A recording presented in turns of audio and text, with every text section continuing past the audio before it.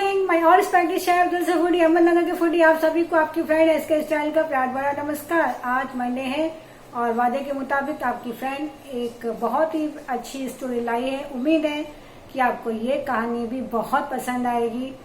तो चलिए, किसी ने खूब ही कहा है कि हीरे को भी चमकने के लिए कोयले की आग से गुजरना पड़ता है, कि सबसे बेहतर बनने के लिए भी आपको सबसे खराब हालातों से आपको गुजरना ही पड़ेगा। यही जीवन की रीत है।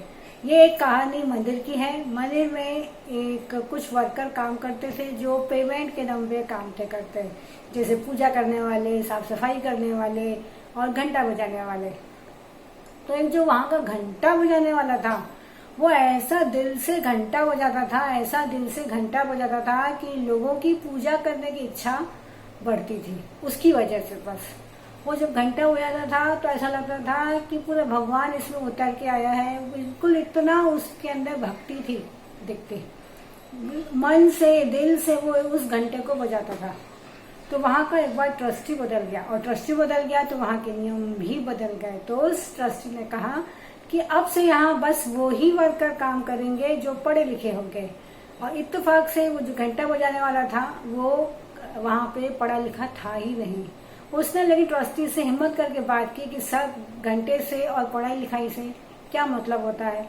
मैं तो इतने सालों से यहाँ पे दिल से काम कर ही रहा हूँ। आप किसी से भी जाके पूछ लीजिए कि मेरे घंटे बजाने का तरीका पसंद है कि नहीं पसंद है। मैंने तो अपना काम इतने सालों से दिल से ही किया है। मुझे यहाँ घंटा बजाना बहुत अच्छा लगता है सर। बस की ट्रस्टी ने कुछ भी नहीं सुना। उसने बोला रूल इज रूल। तो ये सुन के वो लड़का चला गया और अपने घर में सामान्य जीवन वो बिताने लगा।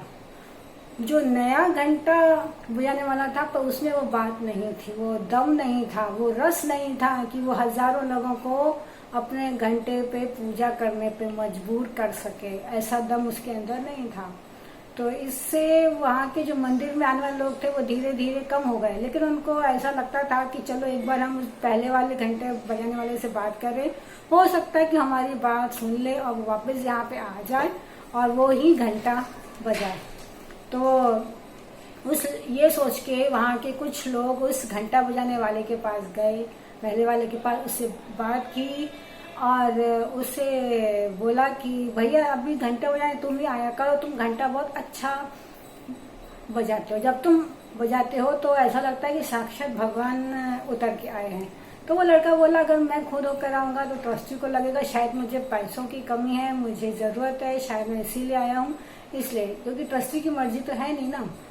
तो बोला ठीक है, ऐसी बात है तो चलो हम तुम्हें मंदिर के बाहर एक छोटी सी पूजा के सामान की दुकान खोलकर देते हैं, पूरा खर्चा भी हम ही निकालते हैं, लेकिन बस उस समय पे घंटा बजाने आया करो। घंटा तो बस तुम्हारे हाथ का ही अच्छा लगता है।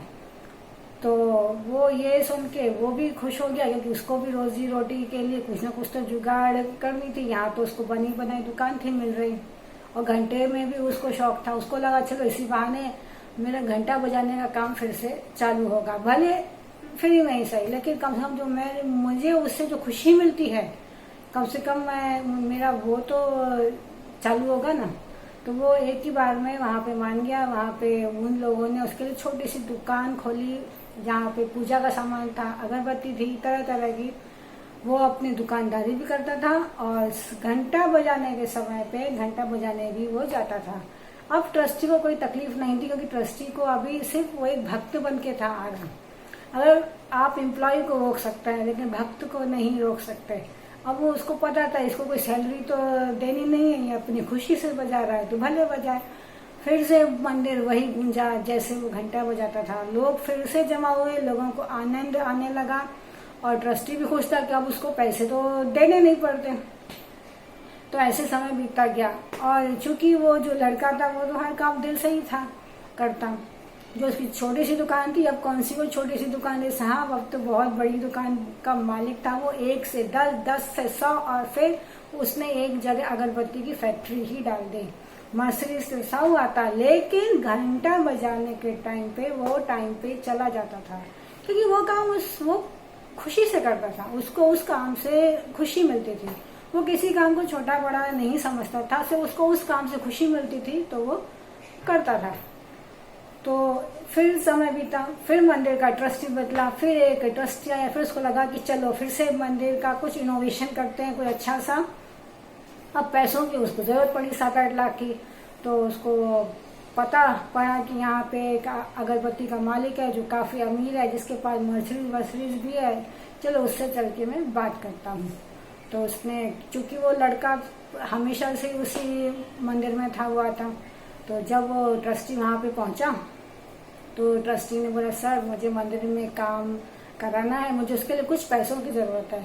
मंदिर का काम था, लड़का वैसे ही बहुत बड़ा भक्त था, उसने बिना सोचे समझे बोला कि सर ठीक है, लीजिए, आपको जितना अमाउंट चाहिए आप भरिए। उसके 7-8 लाख भरे ट्रस्टी ने, और बोला सर साइन प्लीज।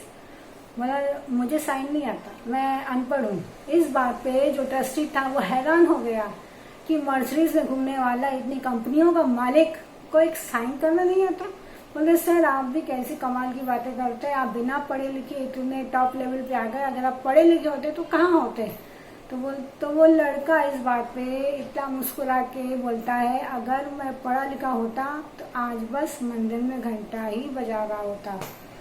तो इस कहानी से हम क्या सीखते हैं कि हमें भी जब, या आपको भी जब कोई भी आपकी कमी बताए तो ध्यान से उस कमी को देखिए, गौर से देखिए, आपके लिए कोई अपॉर्चुनिटी खोली जा रही है। अगर उस लड़के को उस समय ये कमी नहीं बताई गई होती कि तुम पढ़े लिखे नहीं हो, तो उसके पास दुकान का ऑफर नहीं आता, उसको पता ही नहीं चलता कि वो एक बहुत बड़ा बिजनेस भी कर सकता है, वो मर्सिडीज भी खड़ी कर सकता है। जब उसको ये कमी का उसको बताई गई, फिर उसके सामने हजारों रास्ते आए। तो ऐसे ही जब आपकी लाइफ में भी कोई आपको कमी बताए तो उसको नेगेटिव मत लीजिए, उम्मीद रखिए, गौर से देखिए, कोई बहुत बड़ी अपॉर्चुनिटी आपका इंतजार करती है। उस अपॉर्चुनिटी को अच्छे से देखिए, समझे, और उस अपॉर्चुनिटी का फायदा उठाएं और अब दिल से काम करें। हमेशा बोलते हैं हम आपको कि दिल से कीजिए, खुशी से कीजिए। खुशी से और दिल से किया हुआ काम कभी खाली नहीं जाता, ये कहीं ना कहीं आपको कुछ ना कुछ देकर जाता है। और जब ये आपको देता है तो ये पता भी नहीं पड़ता कि उसने आपको क्या दिया आपको, और फिर दुनिया भी हैरान होती है उस इंसान को देख के। तो कोई कह ही नहीं सकता कि घंटा बजाने वाला मर्सिडीज खड़ी कर सकता है। तो हमेशा ऐसे ही पॉजिटिव रहिए, दिल से काम करते रहिए, मुस्कुराते रहिए, और दिल से बोलिए कि सभी शायद आपसे एक ही गुजारिश करते हैं कि कर दिखाइए ऐसा कि करना चाहे कोई आपके जैसा। फिर मिलेंगे अगले हफ्ते एक नई मोटिवेशनल स्टोरी के साथ। तब तक अपना ख्याल रखें। बाय। आज की स्टाइल।